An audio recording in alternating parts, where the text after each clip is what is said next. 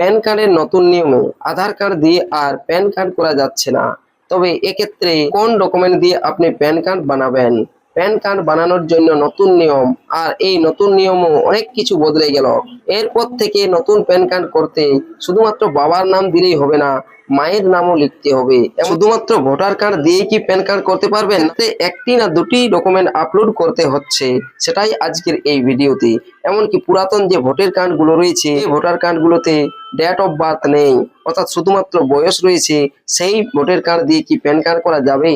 Step by step ফুল ভিডিওটি দেখুন, document upload সমেত। দেখুন এনএসডিএল প্যান, এখানে ক্লিক করার পর নিচে দেখতে পাবেন এনএসডিএল ই সাইন প্যান, এই অপশনে ক্লিক করলাম। ক্লিক করার পর পরবর্তীতে এই পেজটি দেখতে পাবেন।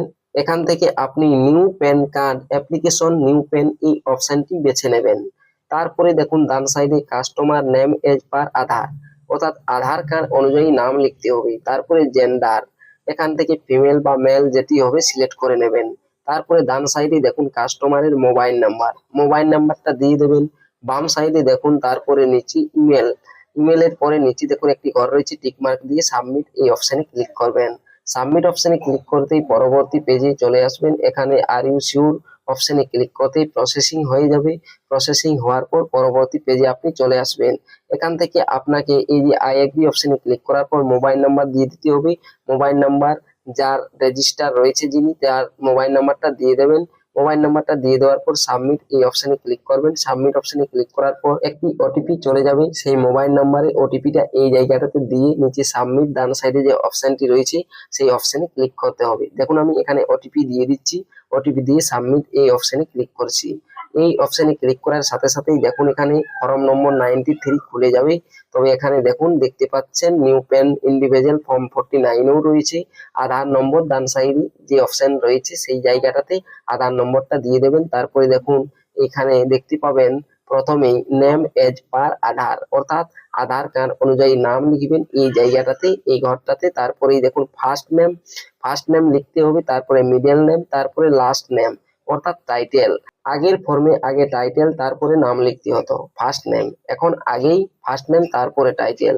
তারপর দেখুন এই জায়গাটাতে এই জন্ম তারিখটা দিয়ে দেবেন। তবে এখানে জন্ম তারিখ দিবেন যেটি ভোটের কার্ডে রয়েছে সেই জন্ম তারিখ, অর্থাৎ আধারে ছাড়া যে ডকুমেন্ট আপনি আপলোড করবেন সেটাতে যে জন্ম তারিখ রয়েছে সেটিই দেবেন।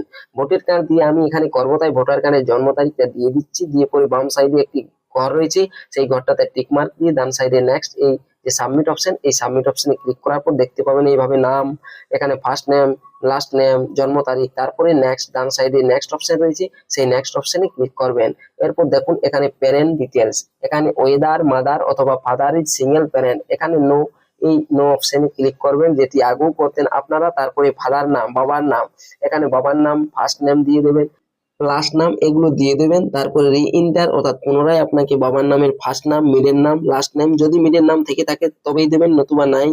এরপর দেখুন মাদার্স নেম রয়েছে, মাদার্স নাম দিতেই হবে নতুবা ফর্ম সাবমিট হবে না। তবে নিচে দেখুন parent name to be printed the PAN card, PAN কার্ডে আপনি যার নাম রাখতে চাইছেন বাবার নাম মা সেই অনুযায়ী টিকমার্ক দিয়ে নেক্সট অপশনে ক্লিক করবেন। তারপরে দেখতে পাবেন এই পেজটি, এখানে আপনি যেভাবে সিলেক্ট করতেন সোর্স অফ ইনকাম সেভাবেই সিলেক্ট করবেন। Source of income, no income কি যেটা আপনি সিলেক্ট করতেন সেটি সিলেক্ট করে দেবেন। এরপর দেখুন আর এখানে দেখুন ল্যান্ডলাইন নাম্বার রয়েছে, ল্যান্ডলাইন নাম্বারটা অবশ্যই দিতে হবে নতুবা ফর্ম সাবমিট নেবে না, ওই মোবাইল নাম্বারটাই দিয়ে দেবেন। তারপরে দেখুন এখানে রেসিডেন্টাল স্টেটস, এখানে রেসিডেন্টাল স্টেট রেসিডেন্ট এটা ক্লিক করবেন। এখানে পাসপোর্ট নাম্বার বা এই যে আইডেন্টিফিকেশন নাম্বার এগুলো দেওয়ার দরকার নেই। নিচে অ্যাড্রেস অফ কমিউনিকেশন এই যে অপশনটি রয়েছে এখান থেকে রেসিডেন্ট বেছে নেবেন। দেখুন আমি রেসিডেন্ট সিলেক্ট করে নিচ্ছি।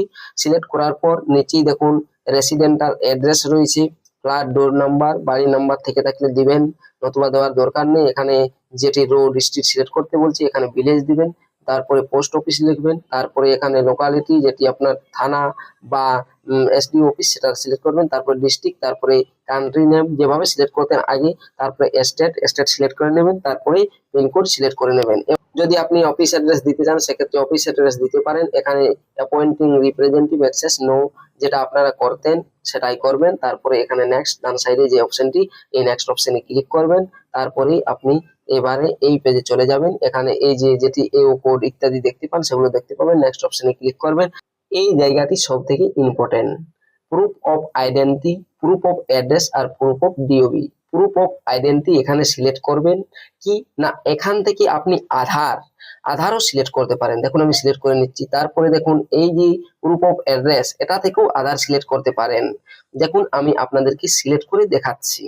দেখুন সিলেক্ট করার পর আপনাদেরকে আমি বলে দেবো যে একটি না দুটি ডকুমেন্ট আপলোড করবেন, কোন ক্ষেত্রে দুটি ডকুমেন্ট আপলোড করবেন বা কোন ক্ষেত্রে একটি ডকুমেন্ট আপলোড করলেও হবে। দেখুন আমি দুটিতে আধার দিলাম।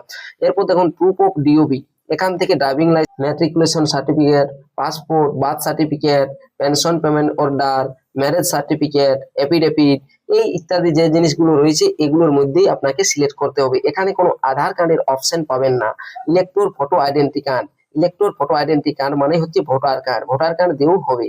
দেখুন আমি এখানে ভোটার কার্ড দিব, অর্থাৎ ইলেক্টর ফটো আইডেন্টি কার্ড। দেখুন আমি দুটোতে দিয়েছি আধার আর একটিতে ইলেক্টর ফটো আইডেন্টি কার্ড। যদি এইভাবে সিলেক্ট করেন সেক্ষেত্রে আপনাকে এখানে আপলোড করতে হবে প্রথমে ভোটার কার্ড আর তার পরবর্তীতে অ্যাড ডকুমেন্ট হিসেবে আপনাকে আধার কার্ড, দুটোই আপলোড করতে হবে। যদি আপনি এক্ষেত্রে elector photo identity card proof of আইডেন্টিও দেন, প্রুফ অফ অ্যাড্রেসও ইলেক্টর ফটো আইডেন্টি কার্ড আর প্রুফ অফ ডিওবিও ইলেক্টর ফটো আইডেন্টি কার্ড দেন, অর্থাৎ ভোটের কার্ড দেন, সেক্ষেত্রে একটি ডকুমেন্ট অর্থাৎ ভোটার কার্ড আপলোড করলেই আপনার হবে, আর কিচ্ছু আপলোড করতে হবে না।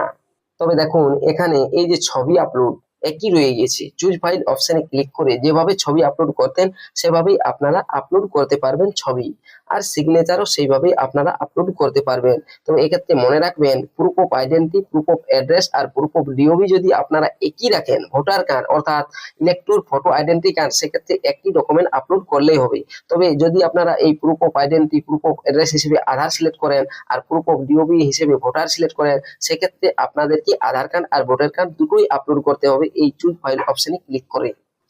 তারপর এইখানে যখন আপলোড হয়ে যাবে আপনার ভোটার কার্ড, দেখুন আমি যেহেতু ভোটার কার্ড সবটাই সিলেক্ট করেছি তাই এখানে শুধুমাত্র ভোটার কার্ডেই আপলোড করে দিচ্ছি।